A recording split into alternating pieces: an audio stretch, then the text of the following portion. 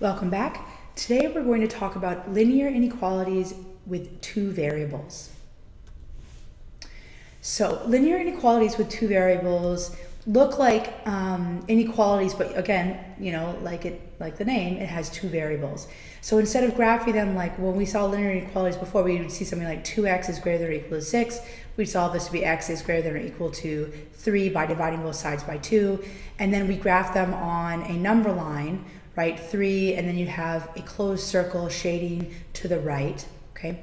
Now we have two-dimensional linear inequalities that are going to be graphed on a plane. So not a number line, but a two-dimensional plane, which is right here, a Cartesian plane. So in order to do this, the first thing you want to do is if it's a linear inequality and it looks like x and y on both sides, you want to solve it for y. So if it isn't already, you want to get y by itself. Okay, so a couple of different ways to do this. We could subtract 2x from both sides, or we can add 3y to both sides. I'm going to go ahead and add 3y to both sides because it keeps it positive. Okay, so we have 2x is greater than or equal to 6 plus 3y. Now if I want to isolate y, I want to subtract 6x from both sides. So I have 2x minus 6 is greater than or equal to 3y. And I'm going to divide each side by 3. So you have, I'm going to write it over here, y is less, or this symbol right here, and we have 2/3 x minus 2, because I took 2x divided by 3, and then I took 6 and divided it by 3. Okay, I'm going to clean this up a little bit. I want to have y on the left-hand side. So I guess up here I really should have just subtracted 2x, but that's okay. I can fix this now by just making sure that I carry through. I have y, and this symbol is turned around to open towards the expression, so I'm going to keep it that way. So y is less than or equal to 2/3 x minus 2. Now remember, in this linear inequality, at no point in time when solving for y did I ever divide by a negative number. Okay, so if I ever divided by a negative number, then I would have to flip the inequality around like we've talked about before, but I never did that. So I just rewrote what I had in my final steps right here. Okay, so here I have this linear inequality, and it looks kind of like a line. So the first thing what you want to do is you actually want to kind of pretend that you have a line. So instead of looking at this inequality, I want you to think of the line y is equal to 2/3 x minus 2. Okay, and I want you to graph this line because this line ends up being a boundary. All right, so let's go ahead and graph it. We have, so in this graph, it decreases by 2. So -2 is actually going to be this point right here. So the y-intercept of -2 is here. Now this graph also increases by 2s on both the x and y axis. So I can go ahead and do a rise of 1, 2 and a run of 1, 2, 3, knowing that that's actually a rise of 4 and a run of 6, but it's equivalent. Okay, so a rise of 1, 2, and a run of 1, 2, 3. So I can drop down 2 and go left to 1, 2, 1, 2, 3. All right, 1, 2, 1, 2, 3. So here's my line. And I'm going to actually put a solid line right here because we'll talk about that in just a second. So this line becomes a boundary line because what happens with linear inequalities in two variables is we're looking for a set of x, y coordinates such that 2 times the x coordinate minus 3 times the y coordinate is greater than or equal to 6. So we are actually looking for a half plane. Okay, the solution to these inequalities are going to actually be a half plane, which is you take the whole two-dimensional coordinate plane and you cut it in half. So what this line ends up being is it ends up being a boundary between the solutions to this inequality and things that are not solutions to this inequality. Okay, now the way that we can think about it is either the top part of this line cuts the coordinate plane into two parts, the upper half and the lower half. And what we have to do is we have to figure out which half are the solutions and which half are not the solutions. So what I'm going to do is I'm going to go ahead and pick out a point in one of the halves. So let's pick out, I don't know, 1, 1. All right, this point 1, 1. Either this point 1, 1 is a solution to the inequality or it's not. So let's go ahead and check it. Okay, so let's put this into the inequality. 2 times 1 minus 3 times 1. Is that going to be greater than or equal to 6? That's a question mark here. So it's 2 minus 3 Is that greater than or equal to 6? And it turns out, no, 1 is not greater than or equal to 6. That's not true. So this point right here is going to be in the half plane that does not represent the solutions to these inequalities. So here, I'm going to shade the lower half plane, right? So just like when you had a number line, you shaded half of the number line either above or below the solution that you got for the inequality, you are shading the entire half plane below your boundary line. So I really didn't do a nice job doing it, but here's this entire half plane. Now my coordinates, my graph only goes into this like triangular part, but really you're shading everything below that boundary line, all right? Now a way that I can check my answer is I can pick something that is a solution, right? So if I'm shading this whole thing, it means every coordinate here is a solution. And you know what, I look back and I actually made a mistake. This should actually be the point 2, 2. And let me just make sure, 2 times 2 is 4 minus 6. That's going to be negative 2, and that's still not part of the solution set. So we're okay, even though I made that mistake originally. All right, let's pick a point that we say is part of a solution. So let's pick this point right here. This point is supposed to be, let's see, it's positive 2 comma negative 2. All right, let's put it into the inequality. So we have 2 times 2 minus 3 times negative 2, and that better be greater than or equal to 6. Let's just check it out. So we have 4 minus, this would be negative 6, greater than or equal to 6.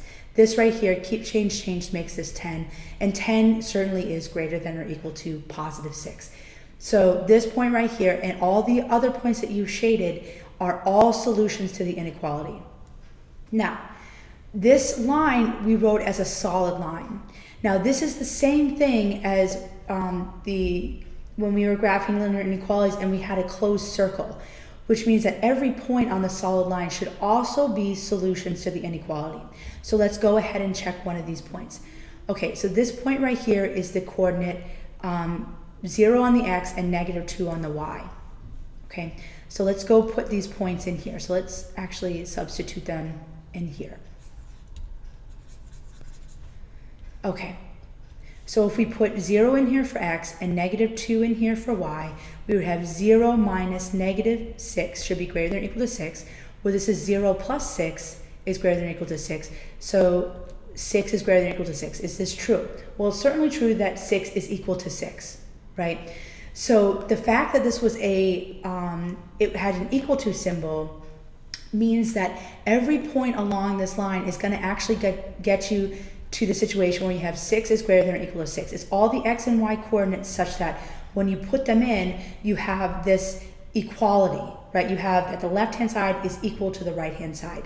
And when your inequality allows that to happen, meaning you have an equal to symbol below here, you are going to have a solid line as your boundary line, all right? So if your inequality is something with an equal to symbol here, it means that every point along the boundary line is also included in your solution set. So you have a solid line here and you shade below. So what's your solution set to this inequality with 2 variables?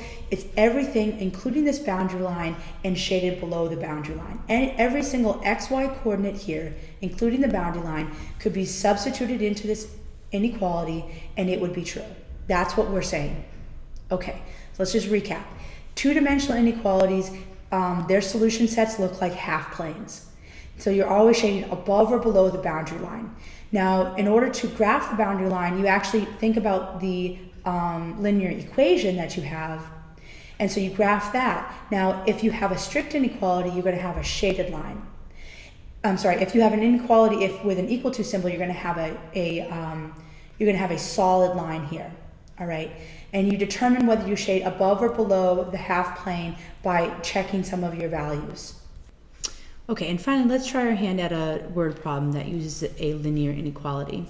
So Francesca can spend at most, that's going to be very important in our word problem, this word at most, $6.75 on healthy snacks for a party. Veggie chips cost $1 a package, and grapes cost 75 cents a package, or a bunch.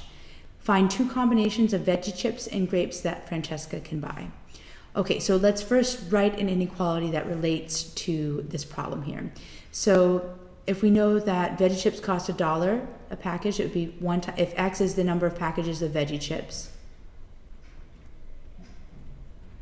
and let's say y is let's write this, y is equal to the bunches of grapes,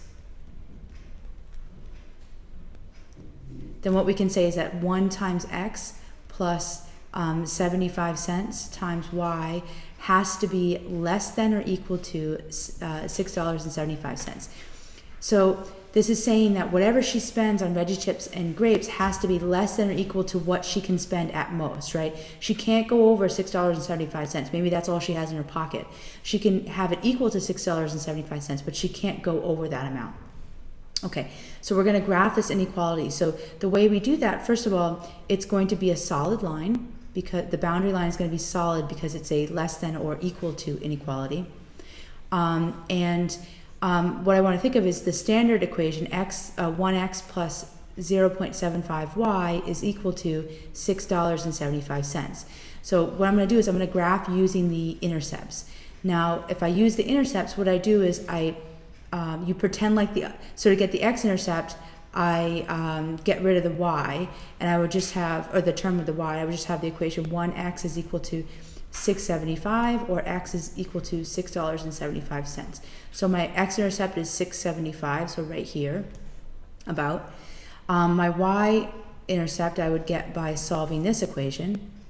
So it's essentially, if you just put your hand over the x term right here, you'd have this equation.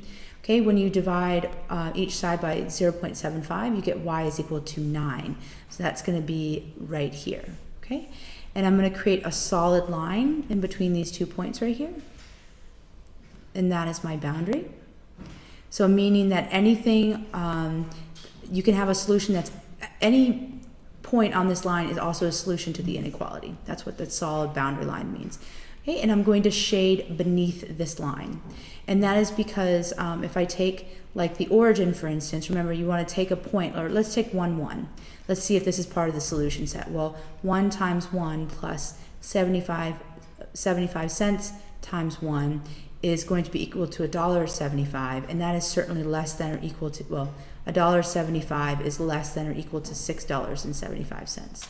Okay, so the point 1, 1, which would be 1 bag of veggie chips and 1 bunch of grapes, that's part of the solution set. So remember, you have a test, you try a test point, and if that point is part of the solution set, then you shade on that side.